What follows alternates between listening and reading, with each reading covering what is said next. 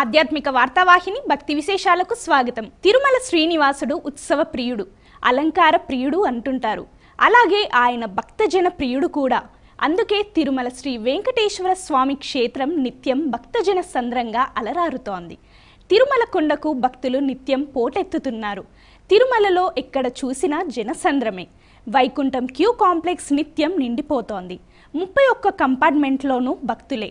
Queue complex మొత్తం భక్తులతో నిండిపోగా complex బయట 2-3 కిలోమీటర్ల వరకు క్యూ లైన్లు కొనసాగుతున్నాయి.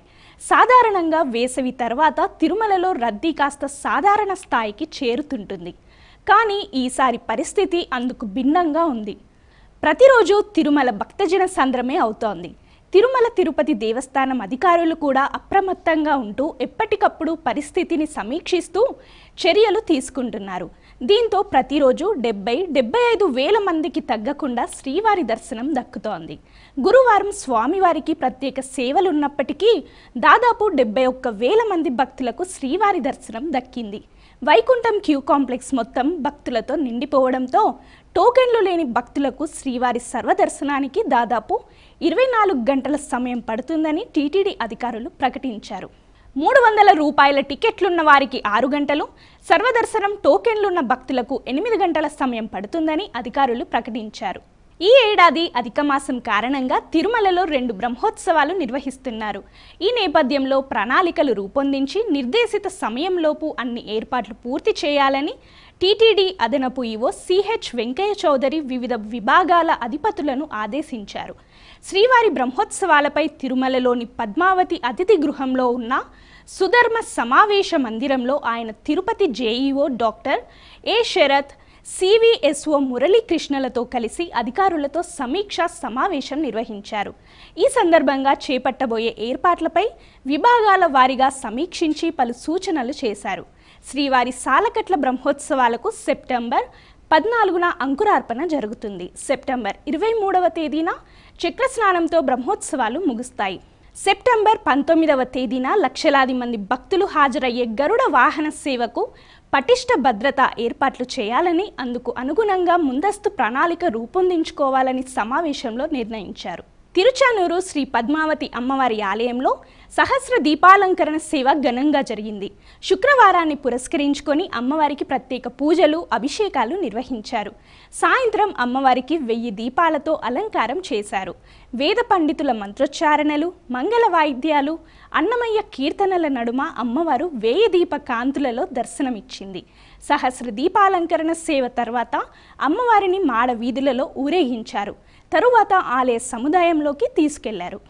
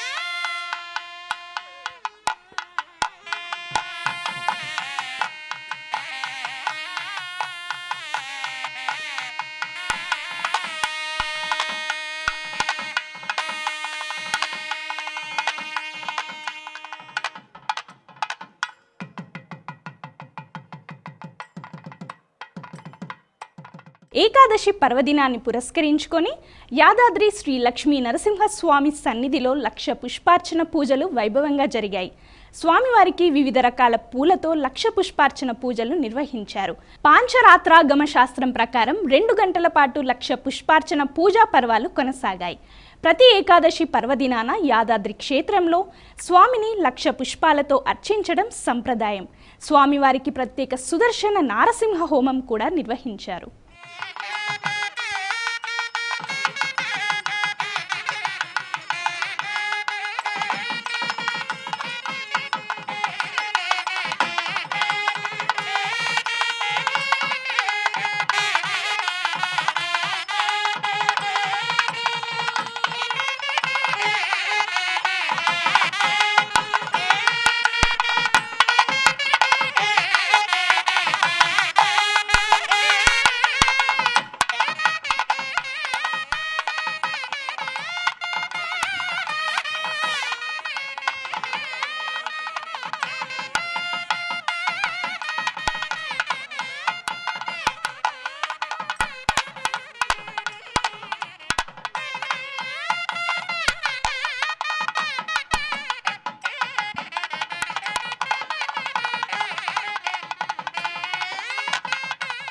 యాదాద్రిలోని శ్రీ లక్ష్మీ నృసింహస్వామి ఆలయంలో ఆండాల్ అమ్మవారికి ఊంజల సేవ ఘనంగా జరిగింది. ప్రధానాలయంలోని వెలుపలి ప్రాకారంలో గల అద్దాల మండపంలో లక్ష్మీ అమ్మవారికి ప్రత్యేక పూజలు చేశారు. పరమ పవిత్రంగా జరిగిన ఈ సేవలో భక్తులు పెద్ద సంఖ్యలో పాల్గొని తరించారు. అనంతరం ఊయలలో శయనింపు చేసి గంట పాటు వివిధ రకాల పాటలు పాడుతూ కొనియాడారు. స్వామి అమ్మవార్లను దివ్య మనోహరంగా అలంకరించి భక్తులకు దర్శన భాగ్యం కల్పించారు.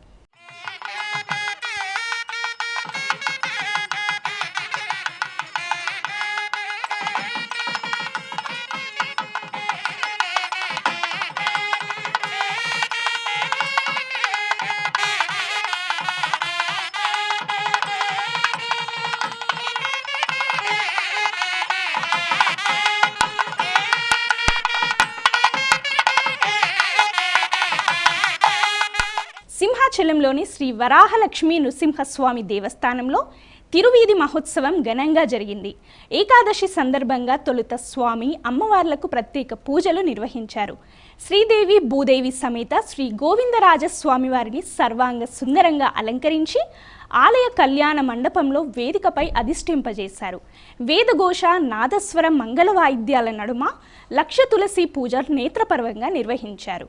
ఈ కార్యక్రమంలో భక్తులు విశేష సంఖ్యలో పాల్గొన్నారు.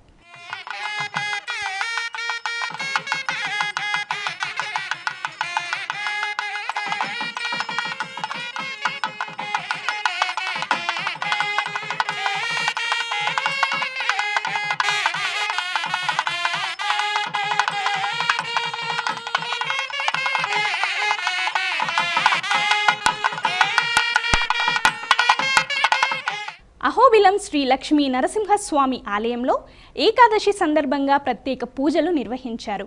ప్రహ్లాద వరద స్వామి, శ్రీదేవి భూదేవి అమ్మవారిని ఆలయ ముఖద్వార మండపంలో కొలువుంచి పంచామృతాలతో అభిషేకం చేశారు. పసుపు, చందనం, కర్పూరం వంటి లేపనాలు సమర్పించి ధూపదీపాలతో మహామంగళహారతి అందించారు. అనంతరం ప్రత్యేకంగా అలంకరించి భక్తులకు దర్శనం కల్పించారు.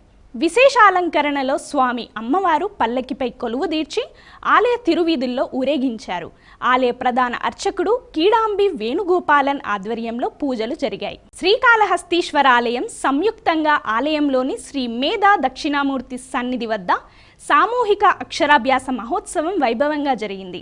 ఆలయ అనువంశిక ప్రధాన దీక్షా గురుకుల్ స్వామినాథన్చే సంకల్ప పూజ చేయించారు. ఓం నమ శివాయ, సిద్ధం నమః అంటూ కొత్తగా పాఠశాలలకు వెళ్లే విద్యార్థులచే పిల్లల తల్లిదండ్రులు, అధికారులు, ప్రజాప్రతినిధులు అక్షరాలు దిద్దించారు. విద్యాశాఖ ఎమ్మెల్యే బొజ్జల సుధీర్ రెడ్డి, ఆలయ ట్రస్ట్ బోర్డు చైర్మన్ కొట్టే సాయి ప్రసాద్, ఈవో వెంకటేశులు పలువురు విద్యార్థులను ఒడిలో కూర్చోబెట్టుకొని వాళ్లచే అక్షరాలు రాయించారు. అక్షరాభ్యాసం పూర్తయ్యాక పిల్లలు, వారి తల్లిదండ్రులకు దర్శన ఏర్పాట్లు కల్పించారు. ఈ కార్యక్రమంలో ఆలయ అధికారులు, అర్చకులు, భక్తులు పాల్గొన్నారు.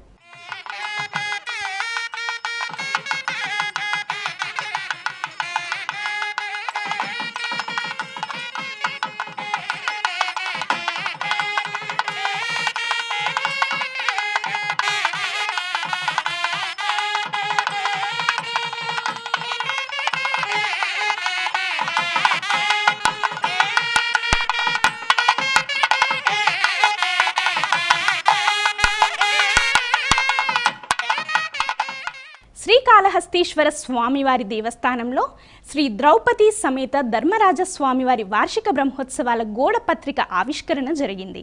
స్థానిక శాసనసభ్యులు బొజ్జల వెంకట సుధీర్ రెడ్డి గోడ పత్రికను ఆవిష్కరించారు. జూలై 17వ తేదీ నుంచి బ్రహ్మోత్సవాలు ప్రారంభం కానున్నాయి. ఈ సందర్భంగా దేవస్థానం కార్యనిర్వహణాధికారి బీకే వెంకటేశులు మాట్లాడుతూ బ్రహ్మోత్సవాలను సంప్రదాయబద్ధంగా వైభవోపేతంగా నిర్వహించేందుకు అన్ని ఏర్పాట్లు చేస్తున్నట్లు తెలిపారు. ఈ కార్యక్రమంలో దేవస్థానం పాలక మండలి సభ్యులు, ప్రత్యేక ఆహ్వానితులు, ఉప కార్యనిర్వహణాధికారులు, ఏఈఓలు, అనుబంధ ఆలయ చైర్మన్లు, బోర్డు సభ్యులు, దేవస్థానం అధికారులు, సిబ్బంది పాల్గొన్నారు. వేములవాడలోని శ్రీ భీమేశ్వర ఆలయానికి భక్తుల తాకిడి భారీగా పెరిగింది. శుక్రవారం కావడంతో రాష్ట్రంలోని వివిధ ప్రాంతాల నుంచి స్వామివారి దర్శనానికి భక్తులు తరలి రావడంతో ఆలయ పరిసరాలు, ప్రాంగణం, క్యూ లైన్లు భక్తులతో నిండిపోయాయి. భక్తులు స్వామివారికి కోడె మొక్కులు చెల్లించుకున్నారు. అనంతరం స్వామివారిని దర్శించుకొని తరించారు. అమ్మవారికి కుంకుమ పూజలు, స్వామివారికి అభిషేకాలు, అన్న పూజలు భక్తి శ్రద్ధలతో నిర్వహించారు. మరోవైపు బద్దిపోచమ్మ ఆలయంలోనూ భక్తుల రద్దీ నెలకొంది.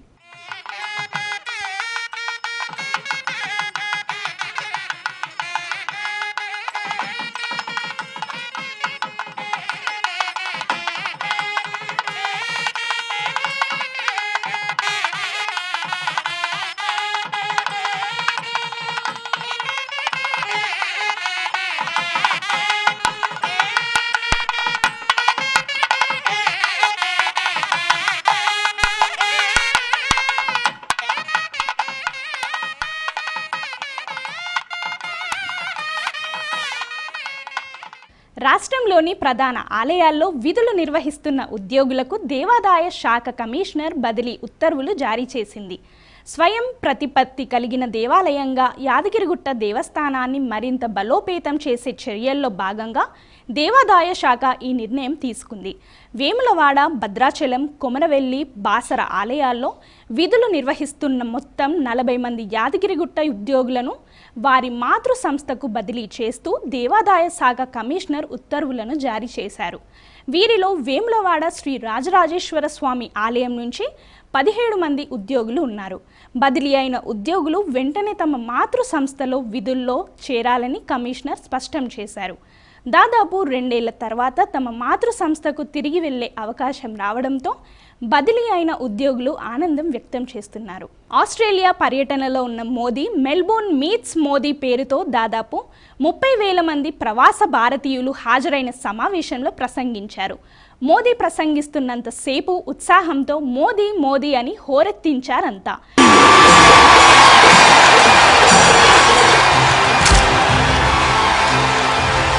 Prime Minister Modi, my friend, welcome to marvellous Melbourne. As a true friend of Australia and a very dear friend of mine, it is an honour to host you this evening.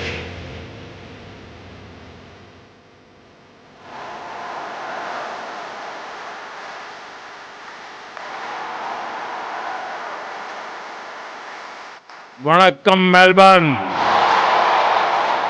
कैसे हैं आप? केम छो?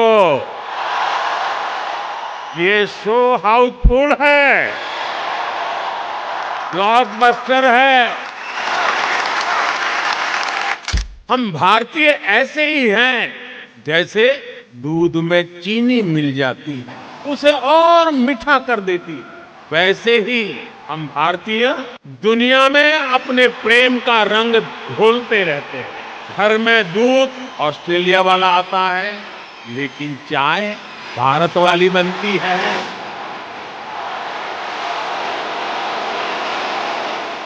पहले कहते थे एक दीप से जले दूसरा, जलते दीप हजार। आज मैं कहता हूँ एक सपने से जन्मे दूसरा सपना, सपने जन्मे हजार। एक लक्ष्य पूरा होता है तो उससे भी बड़ा संकल्प सामने आता है। ये वो भारत है कहता है grow more, achieve more.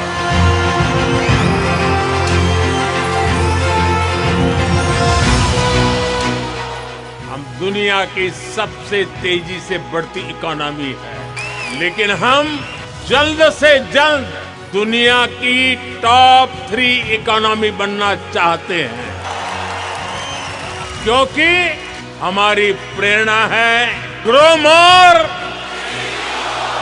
Grow more, grow more.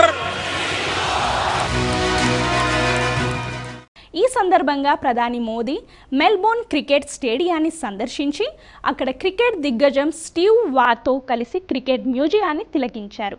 చిన్నారులతో కొద్దిసేపు ముచ్చటించారు.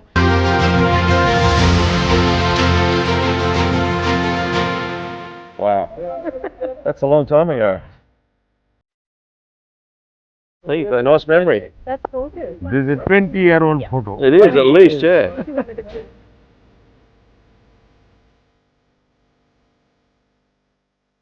आज यहाँ बच्चों का एग्जीबिशन मैच नहीं है, फ्यूचर चैंपियंस का ऑडिशन चल रहा है। उनके आत्मविश्वास और ऊर्जा से यह स्पष्ट है कि भारत ऑस्ट्रेलिया में खेलों का भविष्य बहुत उज्जवल है।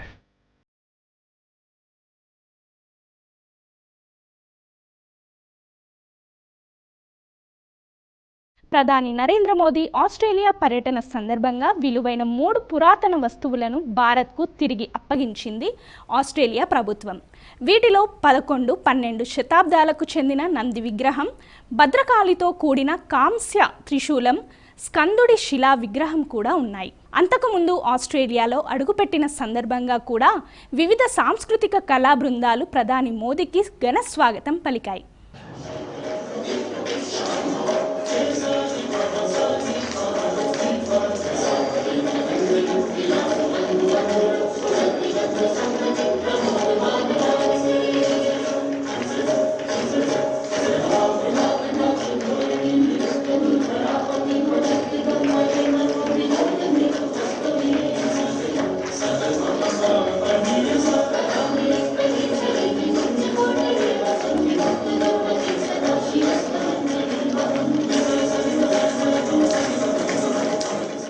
ఇవి ఈనాటి భక్తి విశేషాలు. తదుపరి ఆధ్యాత్మిక వార్తావాహిని భక్తి విశేషాల్లో మళ్ళీ కలుద్దాం. అంతవరకు సెలవు. నమస్కారం.